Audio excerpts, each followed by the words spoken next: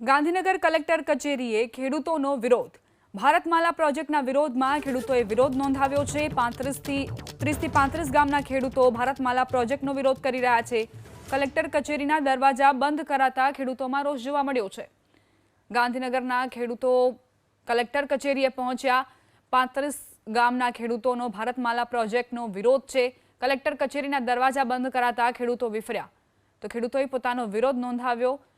ભારતમાલા પ્રોજેક્ટના વિરોધમાં જ ખેડૂતો અહીં પહોંચ્યા છે. 30થી 35 ગામના ખેડૂતો અહીં વિરોધ કરી રહ્યા છે અને સાથે જ તેમણે રોષ પણ ઠાલવ્યો કે તેમને રજૂઆત કરવા માટે ન દેવામાં આવી. ભારતમાલા પ્રોજેક્ટનો શું વિરોધ છે? કેમ તમે વિરોધ કરી? અમે ખેડૂતમાં અહીં નોમ જ જતું રહેશે. અમારે ખેતી રહેતી જ તો તે બાદ તેમને જમીન નહીં મળે. ખેડૂતોને આ પણ ભય છે. ગાંધીનગર કલેક્ટર કચેરીએ ખેડૂતો પહોંચ્યા, જો કે તેમને રજૂઆત ન કરી દેવામાં આવી. ખેડૂતો કેટલા 3 વર્ષથી હેરાન થાય છે. ખારું ખેડૂત ખાવામાં પોમતો નથી, તો ખેડૂતને હજુ જવાબ ના મળે તો રસ્તો બંધ થાય. ખેડૂતને જવું હોય તો ખેડૂતની જમીનમાં આપવું હોય તો રસ્તા ખુલ્લા. એ કાનો ન્યાય? તો અમે જીવ આપીશું પણ જમીન નહીં આપે. આ 3 વર્ષથી તમે લોકો જે રજૂઆત કરી, કેટલા ગામના ખેડૂતોને આ ભારતમાલા પ્રોજેક્ટ? 41 ગામના ખેડૂતો છે અને તમામની માંગણી શું છે?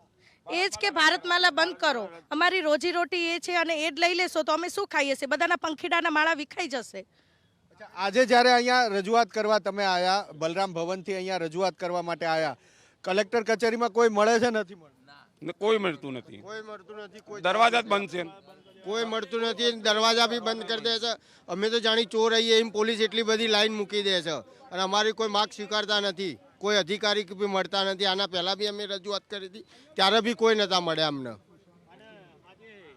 આજે સવારમાં પાકી નોંધ પાડી દીધી. ખેડૂતની જાણ બહાર સર્વર ડાઉન છે. બિલકુલ કોઈ ખેડૂત 7 બાર કઢાઈ નથી શકતો.